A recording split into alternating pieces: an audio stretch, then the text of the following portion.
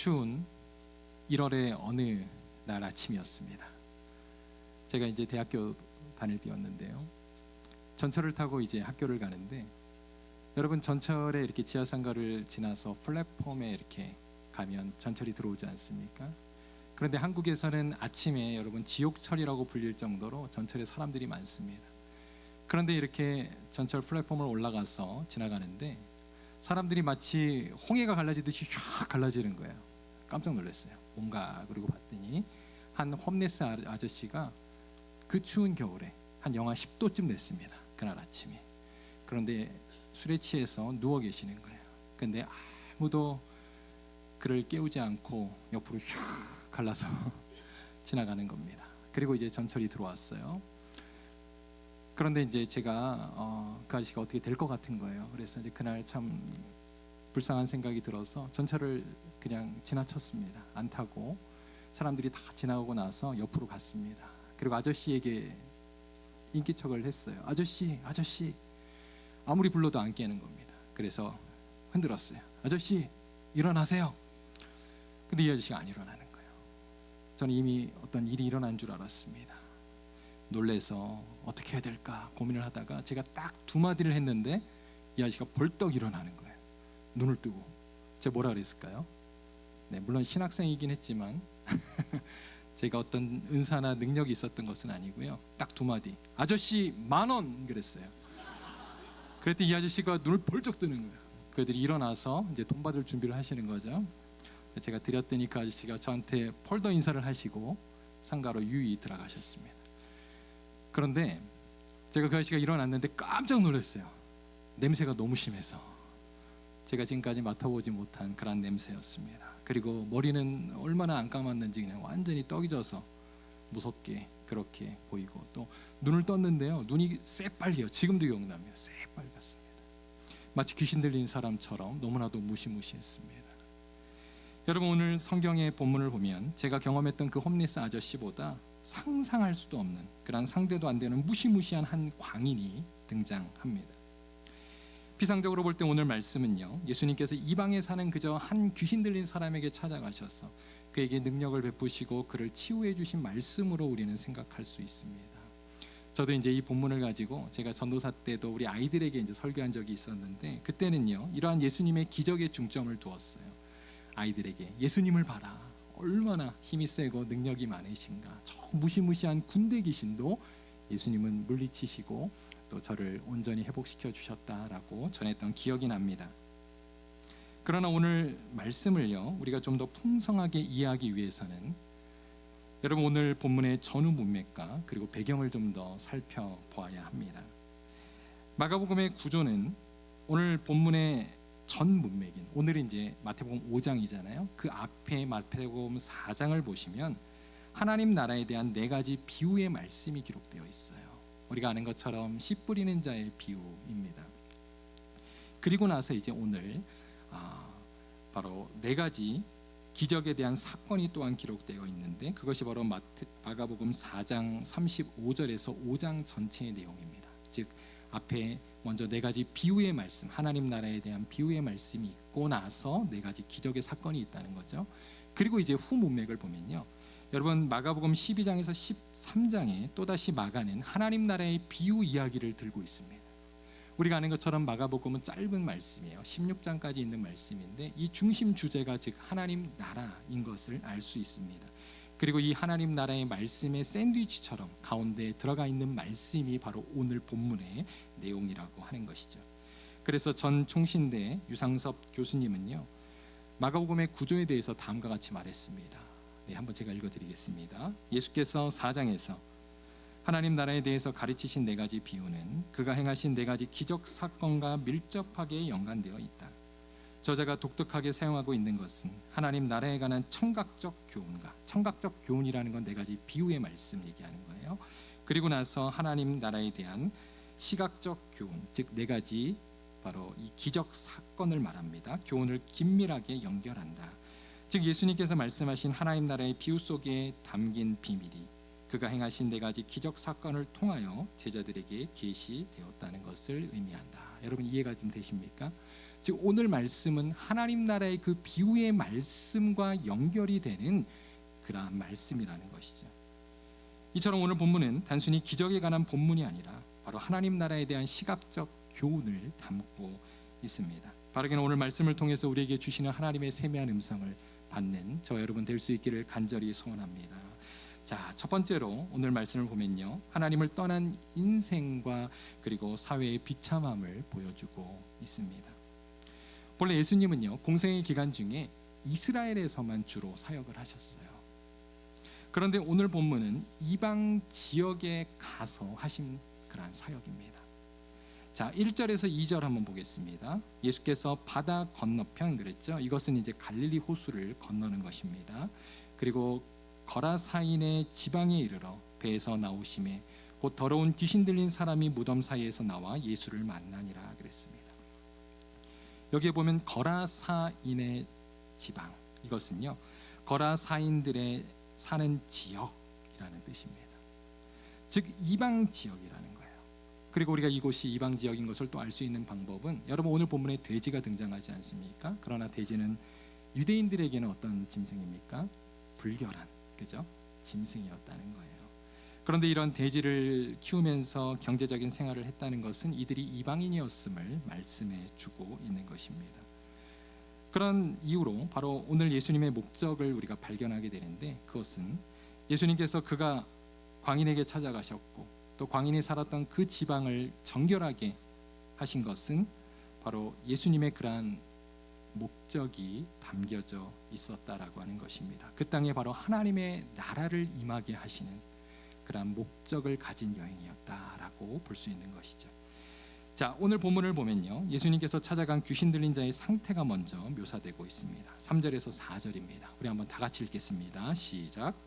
그 사람은 무덤 사이에 거처하는데 이제는 아무도 그를 쇠사슬로도 맬 수 없게 되었으니 이는 여러 번 고랑과 쇠사슬에 매었어도 쇠사슬을 끊고 고랑을 깨트렸음이로라.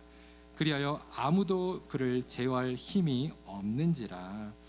자, 귀신 들린 자가 어디에 살았다고요? 무덤. 그런데 무덤도요, 바로 죽은 자들의 매장지이기 때문에 유대인들에게는 정결한 장소가 아니었습니다. 그곳에 이제 이 귀신 들린 자가 살았는데 그는 사람들로부터 격리되어 있었고요, 또 여러 그런 묶인 자국들이 있었음을 보게 됩니다. 이것은 아마도 그가 주변 이웃들에게 어떤 공포의 대상이었고 또 실질적으로 어떤 위협의 대상이었기 때문인 것으로 보입니다. 그런데 사람들은 그들의 힘으로 도저히 제어할 수가 없었어요. 왜냐하면 그가 귀신이 들렸기 때문입니다. 오늘 본문은 그가 왜 귀신에 들렸는지를 말하고 있지는 않습니다. 그러나 이것은 단지 한 개인의 여러분 상태만을 보여주는 것이 아니라 이 세상의 죄와 폭력 그리고 어두움 가운데 살아가고 있는 인간의 구조적인 비참함을 우리에게 보여준다는 것이죠. 자, 본문이 그러한 몇 가지 단서를 주고 있어요. 보시면 거라사 지역이라고 하는 것은요, 당시에 로마가 지배하던 땅입니다. 그리고 당시 거라사 지역에는 제우스의 올림피우스 신전이 있었다고 말합니다. 즉 우상 숭배의 지역이었다는 거예요. 그리고 돼지는요, 사실 물질의 탐욕을 의미하는 그런 짐승입니다. 또 귀신들이 자신의 이름을 군대라 그러잖아요. 군대. 그런데 이 군대라는 말을 헬라어로 보면 레기온입니다. 이것은 약 5, 6천 명의 군인들이 모인 규모의 부대를 말한다는 거예요. 즉 로마 군대의 체제를 우리로 하여금 연상케 한다는 것이죠.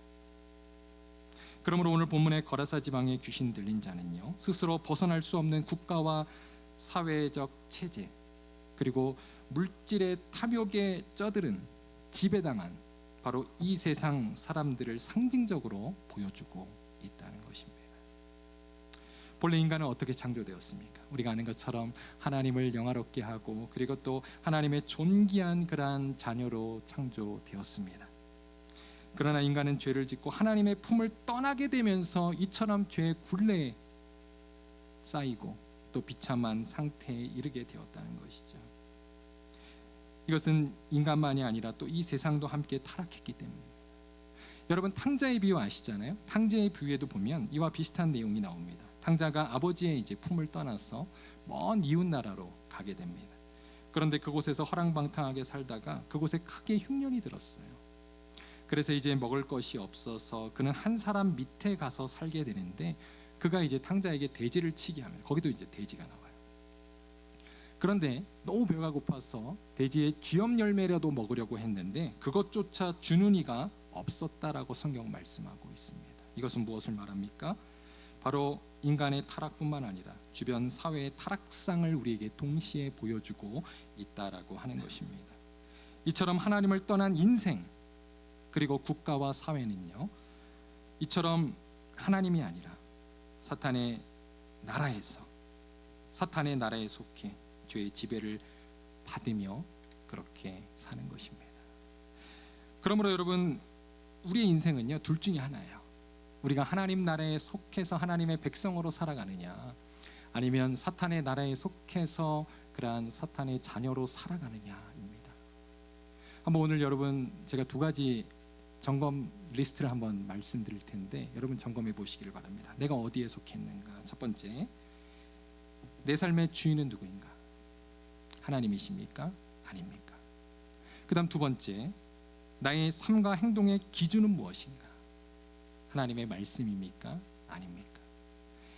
오늘 우리는 이러한 우리의 신앙을 다시 한번 점검해 보아야 할 것입니다. 그 다음 두 번째로, 예수님은 하나님 나라를 광인에게 허락해 주셨습니다. 바로 광인에게 하나님의 나라가 들어오게 되었어요.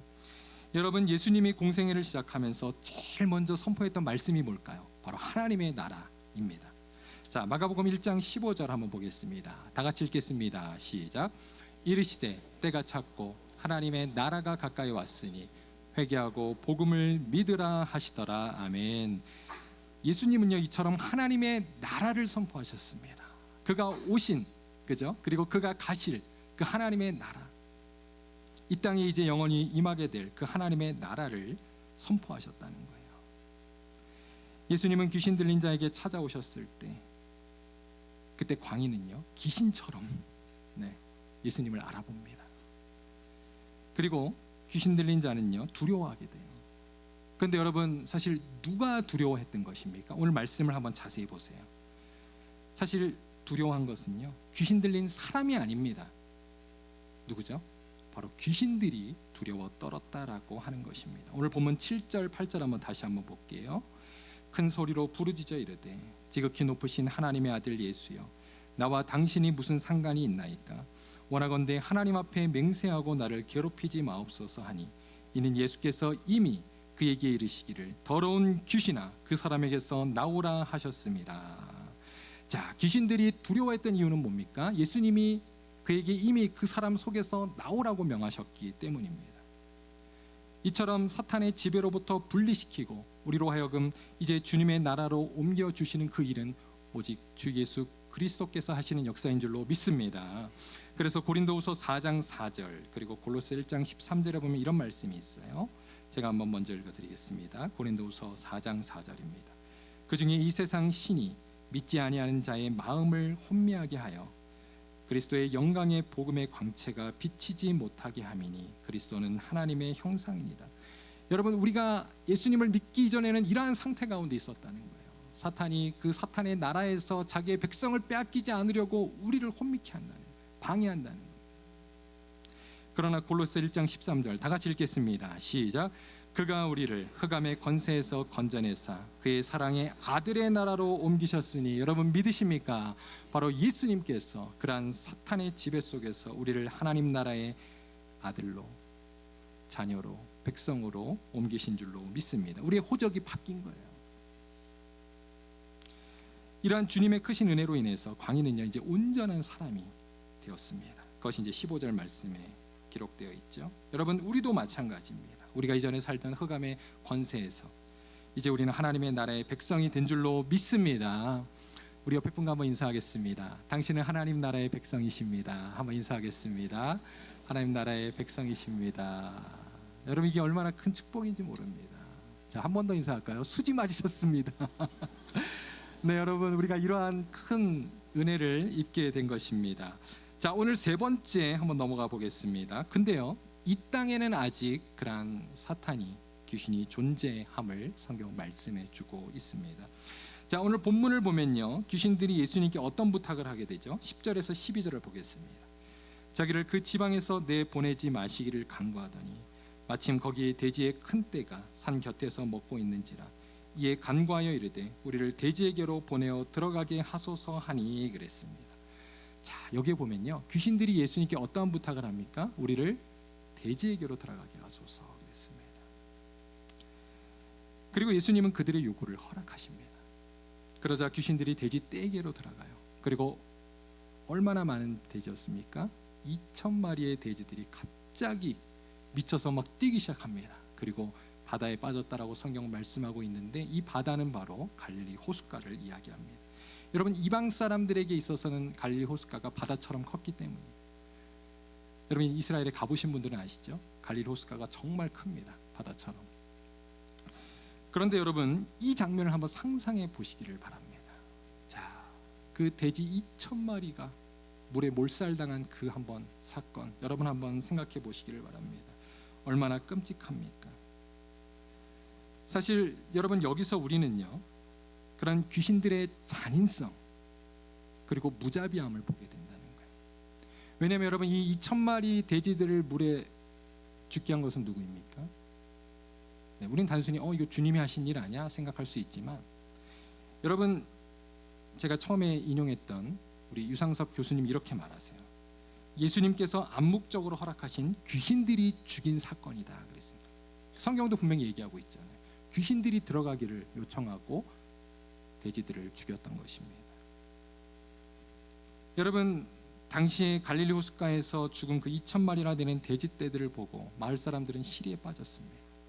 왜냐하면 여러분, 2,000마리의 돼지는 한 사람의 소유는 아니었겠죠. 당시는 어떤 경제적인 길드, 여러 사람들의 경제 공동체였을 것입니다.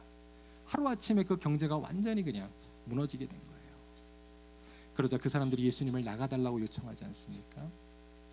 여러분, 사실 예수님의 공생의 기간 중에서 예수님이 많은 기적을 베푸셨지만 이 같은 사람들의 손해와 그리고 아픔을 겪게 하지는 않으셨습니다.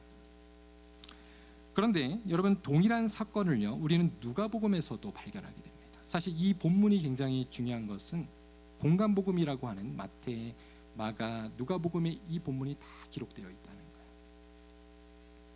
그런데 거기에 보면 누가복음 8장에 귀신들이 거라사 지방이 아니라 우리를 무적행으로 보내지 말라달라고 하는 그러한 본문이 기록되어 있습니다. 보시죠.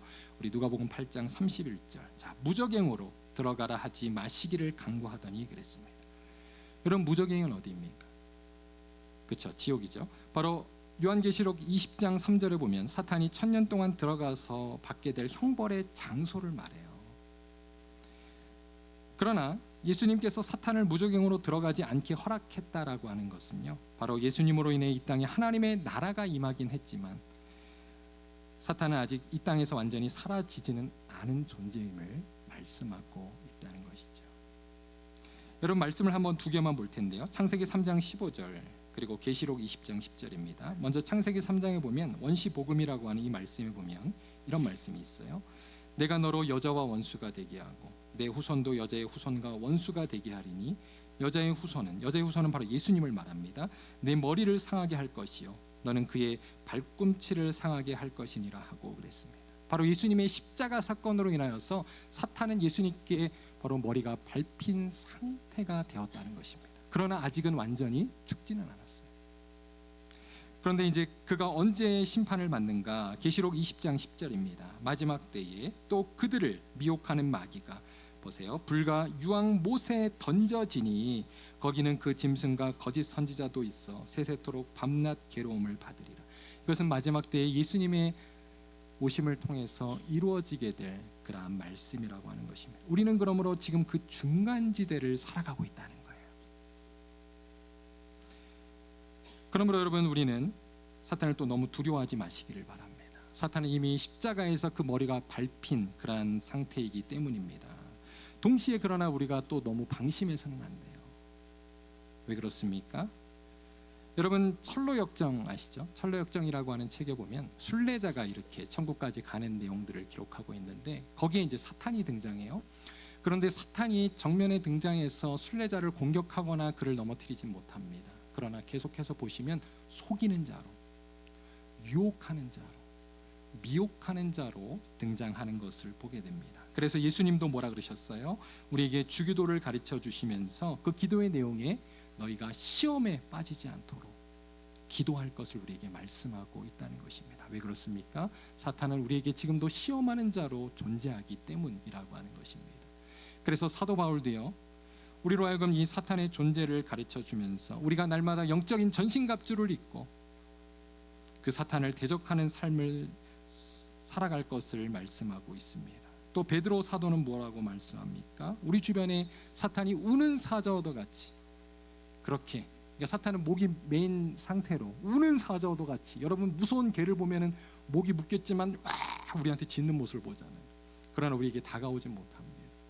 그렇게 우리를 두렵게 하고 또 우리를 넘어뜨리려고 한다는 것입니다. 그렇기 때문에 항상 근신하여 깨어 있어야 한다라고 베드로는 말씀하고 있는 것입니다. 제가 아까 말씀드렸던 마가복음 4장에도 보면요, 오늘 본문의 바로 전 문맥입니다. 4장에도 보면 그 씨 뿌리는 자의 비유에도 사탄이 등장해요. 그런데 여러분, 이 씨 뿌리는 자에는 네 가지 밭이 있지 않습니까? 무슨 밭입니까? 길가, 돌짝, 그리고 가시덤불, 그리고 좋은 밭이 있잖아요. 그런데 그 좋은 밭을 제외하고 나머지 밭에 그 사탄이 등장합니다. 그래서 우리를 유혹하고 미혹하는 자로 등장하는 것을 보게 된다는 것이죠. 자, 마가복음 4장 15절 한 절만 한번 읽어보겠습니다. 다 같이 읽겠습니다. 시작. 말씀이 길가에 뿌려졌다는 것은 이들을 가리킴이니 곧 말씀을 들을 때 사탄이 즉시 와서 그들에게 뿌려진 말씀을 빼앗는 것이요. 자, 여기서 정체가 드러납니다. 사탄이 우리를 미혹하고 시험에 들게 하는 이유는요, 말씀을 우리로부터 빼앗는 거예요. 그래서 말씀을 듣지 못하게 합니다. 말씀으로부터 멀어지게 합니다. 여러분 생각해 보세요. 우리 시험에 들잖아요. 그럼 어떻습니까? 말씀이 귀에 안 들어와요. 그러므로 예수님은 시험에 들지 않도록 우리로 하여금 기도하라고 말씀하신 것입니다. 여러분의 말씀 생활이 어떠십니까? 이 시간 우리가 한번 점검해 볼 수 있기를 바랍니다. 우리가 날마다 그 사단의 시험에 유혹에 넘어가지 않고 깨어서 성령 충만한 삶을 사시는 저와 여러분 되시기를 간절히 소원합니다. 자, 이제 마지막입니다. 우리는요, 바로 하나님의 나라의 백성으로 이 땅에서 살아가야 한다는 것이죠. 광인은 이제 주님의 은혜로 온전해지고 나서 주님을 따르게 돼요. 그리고 예수님께 뭐라고 요구하냐면 예수님을 따라가게 해달라고 부탁합니다. 그런데 예수님이 그것을 거절하십니다. 그러면서 이렇게 말씀하세요. 19절입니다. 허락하지 아니하시고 그에게 이르시되 집으로 돌아가 주께서 내게 어떻게 큰 일을 행하사 너를 불쌍히 여기신 것을 내 가족에게 알리라 하시니 그랬습니다. 여러분, 사실 이것은요, 우리가 예수님의 변화산 사건을 또한 생각나게 합니다. 좀 비슷한 말씀인데요. 여러분, 변화산 사건 아시죠? 예수님이 사랑하는 애제자 3명을 데리고 변화산에 올라가셨어요. 그런데 거기서 베드로가 놀라운 광경을 보게 됩니다. 예수님과 그리고 모세와 엘리야를 만나잖아요. 너무 좋았어요. 그래서 예수님께 부탁합니다. 예수님, 여기에 천막셋을 지고 여기서 살면 안 될까요? 부탁하죠. 그런데 예수님은 그에게 아무런 대꾸를 하지 않으시고 그대로 제자들을 데리고 산 밑으로 내려오셨습니다. 그것은 바로 제자들이 사명을 감당해야 할 곳은 산이 아니라 바로 그들이 살아가던 그 삶의 현장이기 때문이라는 사실입니다. 오늘 본문에 귀신 들린 자도요, 그가 주님과 함께 있기를 원했지만 주님은 그에게 뭐라고 말씀하셨습니까? 아니다. 너가 있어야 할 곳은 바로 주님을 만난 그 삶의 현장임을 가르쳐 주셨다라고 하는 것입니다.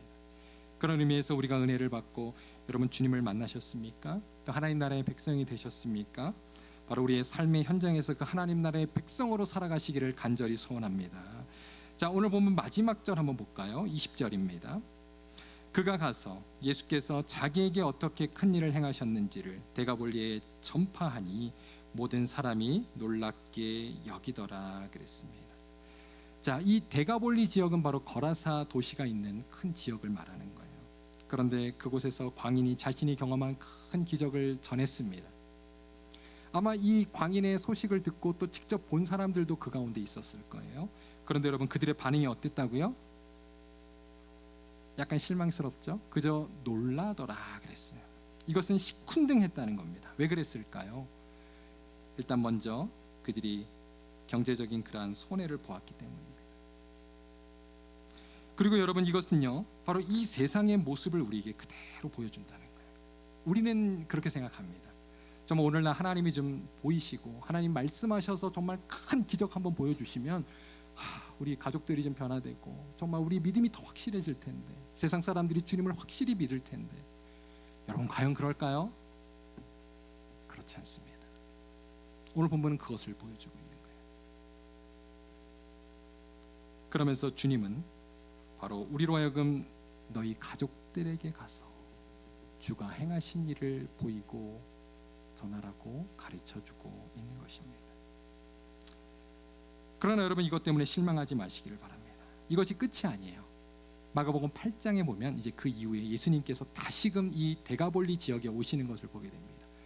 그리고 많은 사람들을 모으시고 그들에게 하나님의 말씀을 4일 동안이나 가르치셨습니다. 놀라운 일이 벌어진 거예요. 그리고 나서 그 배고파하는 자들에게 칠병이어의 기적을 보이셨어요. 여러분, 칠병이어 아세요? 7개의 우리는 떡과 2마리의 물고기를 가지고 4,000명을 먹인 그런 기적을 바로 이 데가볼리 지역에서 펼치십니다. 여러분, 예전에 이제 오병이어 사건 아시잖아요. 그건 이제 유대인들에게 행하신 거고, 그리고 이 칠병이어의 사건은 이방 땅에서 행하신 기적이었다는 것입니다. 여러분, 이방 지역에서 이처럼 많은 인파가 모여서 주님의 말씀을 들은 것은요 바로 데가볼리 지역에서 이전에 일어났던 이 귀신의 기적, 그리고 그가 하나님 나라의 복음을 전하며 삶의 현장을 지켰던 그러한 광인의 열매도 하나님이 받으신 것입니다. 여러분, 오늘날 우리가 사는 시대도 마찬가지라고 하는 것입니다. 여러분, 우리가 전하는 복음 때문에 이 세상이 변화되지 않고 세계 선교가 이루어지지 않는 것 같지만, 여러분, 주님은 말씀하셨어요. 하나님의 나라는 겨자씨와 같다. 겨자씨는요 정말 작은 씨입니다. 그런데 그 겨자씨만한 말씀이 심겨질 때 여러분, 주님이 자라게 하시는 줄로 믿습니다. 제가 한국에서 이제 졸업한 신학대학원에 저희 이제 정문에 가면요 큰 돌, 이렇게 비석이 있어요. 신학교 정문에.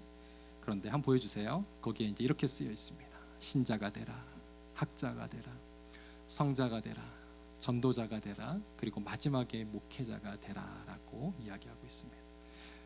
저는 이제 이 큰 돌을 보고 이제 늘 저희가 이제 이 정문을 통과하는데 저는 처음에 좀 이상하게 생각했어요. 왜냐하면 신학교에 가는 분들은 대부분 이제 목사가 되기 위해서 가잖아요, 그죠? 성자까지는 모르겠습니다만 학자가 되고 전도자가 되기 위해서 가는데 신자가 되라? 이건 좀 이해가 안 됐습니다. 아니, 이미 신자가 됐기 때문에 신학교를 오는데 저게 무슨 말일까? 그런데 저는요 이전에도 말씀드렸던 것처럼 학부에서부터 신학을 공부했기 때문에 저는 일찍부터 이제 전도사 사역을 했습니다. 그런데 여러분, 이제 전도사님들이 교회에서는 멋있는 이렇게 수트를 입고, 그죠? 하나님 말씀을 전하니까 굉장히 홀리해 보이지만, 여러분, 전도사님들이 모여 있는 신학교에 가면 어떨까요? 네, 많이 하시면 다칩니다. 네. 여러분, 목사님들 정말 다 거룩해 보이지만, 여러분 목사님들이 하시는 한번 총회 가보셨어요? 그 회의하는 모습을 보면 네, 이것도 다칩니다. 여러분 아시면 안 됩니다. 저는 이제 이러한 모습을 보면서 느낀 게 있어요. 그렇구나. 내가 목사가 되기 전에, 내가 학자가 되기 전에 필요한 것은 바로 신자가 되는 것이다 라는 것을 깨닫게 되었습니다. 여러분, 그저 목사로서 그 어떤 수업만 이수한다고, 졸업한다고 여러분 목사가 된다면 여러분 그 교회는 정말 하나님이 기뻐하시는 교회가 될 수 없을 것입니다. 우리가 먼저 바른 신자가 될 때 또 바른 그런 목사가 될 수 있다는 것입니다. 이것은 우리 성도들도 마찬가지예요. 여러분, 우리는요 오늘 세계 선교와 그리고 이 땅의 복음화를 항상 위해서 기도합니다. 물론 귀한 일입니다. 그러나 여러분, 그것이 우리의 하나의 구호로 끝나서는 안 된다는 것입니다. 여러분, 그 일이 어떻게 이루어질까요? 바로 우리가 먼저 신자가 되어야 할 줄로 믿습니다. 나 자신으로부터. 그런 의미에서 오늘 예수님께서 광인에게 내가 경험한 그 일을 내 가족에게 말하라라고 얘기하셨던 것처럼 여러분, 하나님 나라의 백성으로서 우리는 먼저 가정에서부터 여러분의 배우자와 여러분의 자녀들에게 인정받는 자들이 되시기를 바랍니다. 그럴 때 우리 가족이 변화되고요. 그리고 우리 가족이 바뀔 때 우리의 친척이 바뀌고요.